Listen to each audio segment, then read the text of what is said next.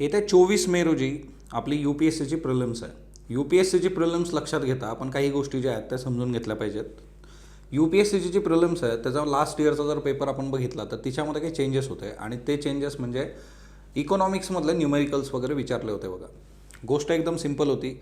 Physical deficit वगैरे जे आहे की ज्या कन्सेप्ट आपण शिकतो आणि त्याच आधारावर जे आहे आपल्याला काही आकडे दिले होते आणि त्याच्या आधारे विचारलं होतं.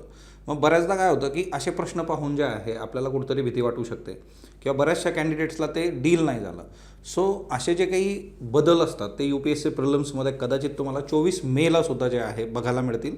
सो त्या अनुषंगाने जे आहे हा व्हिडिओ आपण करतो आहे. सो बऱ्याचदा काय होतं की शेवटचा जो टप्पा असतो बघा, तर त्या टप्प्यामध्ये आपण नेमकं काय केलं पाहिजे सो दॅट आजचा जर आपण विचार केला तर आता मे महिना सुरू झालेला आहे आणि आपल्याकडे एक क्वालिटी टाईम जर आपण बघितला तर एक 20 दिवस तुम्ही पकडा, 1-2 दिवस आपण रिलॅक्स केलं. सो या 20 दिवसांमध्ये आपण काय केलं पाहिजे. सिम्पली जे आहे तुम्ही ऑबियसली टेस्ट सिरीज सोडवल्या असतील.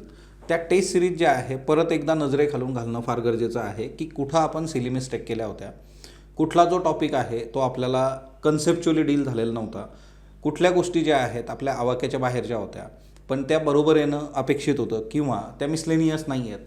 हे नीट सगळं समजून घेणं हे फार गरजेचं आहे. म्हणून जेवढे पेपर तुम्ही आतापर्यंत सोडवलेले आहेत ते सगळे तुम्ही तुमच्या नजरेखालून घाला.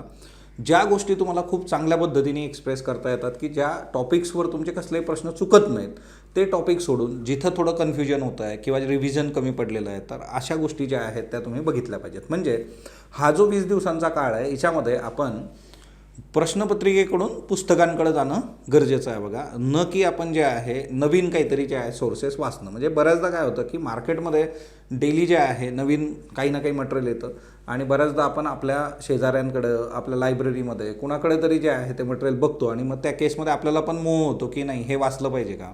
किंवा बऱ्याचदा असे क्लेम्स असतात की मागच्या वर्षीच्या प्रिलिम्समध्ये याच्यातून 50 प्रश्न आले, 25 प्रश्न आले.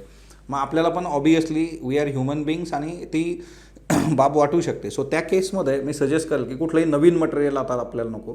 आपण जे आपल्या नोट्स वाचलेल्या आहेत किंवा आपण जे आपले बुक्स वाचलेले आहेत त्याच गोष्टी आपण ज्या आहेत त्या प्रॉपर रिवाईज केल्या पाहिजे. त्यातल्या त्यात पण कसं असतं की जे खूप चांगलं आउटपुट देणारे सब्जेक्ट्स आहेत जसं पॉलिटी आहे, इकॉनॉमिक्स आहे, जिओग्राफी आहे, एन्व्हायरमेंट आहे, करंट अफेअर्स आहे. सो अशा गोष्टी ज्या आहेत त्या तुम्ही खूप चांगल्या पद्धतीने बघणं अपेक्षित आहे. करंट अफेअरसाठी आपण प्रिलिमची आपली सिरीज पण यूट्यूबवर सुरू केलेली आहे, तीही तुम्ही बघू शकता. लोकसत्तामध्ये गेल्या जानेवारीपासून म्हणजे 2025पासून आपल्या आर्टिकल्स सुरू आहेत आणि या आर्टिकल्समध्ये UPSC प्रिलिम्स असेल, मेन्स असेल त्याचा सगळा आवाका आपण कव्हर केलेला आहे. त्यातल्या त्यात आता प्रिलिम्ससाठीचे जानेवारी 26पासून पण आर्टिकल सुरू आहेत, ते तुम्ही बघू शकता. तिच्यामध्ये एक्सपेक्टेड टॉपिक जे आहेत प्रत्येक सब्जेक्टचे ते काढून दिलेले आहेत. तर ते एक्सपेक्टेड टॉपिकची जी फाईल आहे ती तुम्हाला टेलिग्रामवर मिळेल, मराठी इंग्लिश दोन्ही माध्यमातून. सो किमान ते टॉपिक्स आपण वाचलेले आहेत का एकदा खात्री करून घ्या. तिच्यातले जर काही टॉपिक्स तुमचे राहिले असतील तर ते तुम्ही गुगल सर्च करू शकता किंवा जे आहे पटकन बुक्समधून वाचू शकता. सध्याचं जे वातावरण आहे बघा, हे वातावरण बघता बाहेर टेम्परेचर प्रचंड आहे. त्याच्यामध्ये तुमचा वॉटर इनटेक खूप चांगला पाहिजे कारण हा सगळा अभ्यास करत असताना आपण स्वतः जे आहोत तर ते हेल्दी असणं फार गरजेचं आहे बघा. तुमचं डाएट असेल किंवा ओव्हरऑल जे आहे एवढ्या उन्हामध्ये बाहेर पडणं ते टाळा. बाहेर पडत असाल तर तुम्ही कॅप वगैरे जे आहे तर ते परिधान करणं गरजेचं आहे.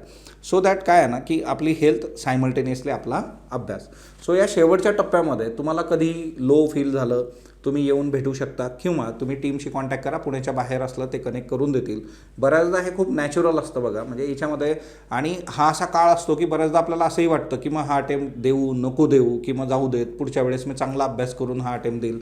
अशा फिलिंग्स पण ज्या आहेत किंवा अशी थॉट बॅक ऑफ माइंड कुठंतरी चालू असतात आणि मग आपण एवढं सगळं चांगलं केलेलं असतं तर ते कुठंतरी आपण जे आहे गमावून बसतो. सो आपण अभ्यास केलेला आहे, आपण स्वतःवर विश्वास ठेवून जे आहे या परीक्षेला सामोरं जाणं फार गरजेचं आहे.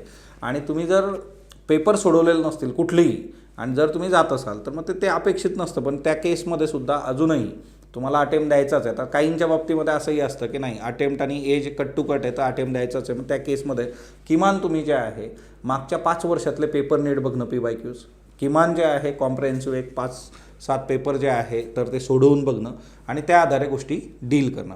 पेपर सोडवताना आपल्याला काय काय प्रॉब्लेम्स आलेले आहेत ते पण थोडेसे ॲनालाइज करा की टाईम क्रंच होत आहे तिथं किंवा वाचताना जे आहे आपण गोष्टींकडं नीट लक्ष देत नाही आहे, ह्याचा पण विचार आपण केला पाहिजे.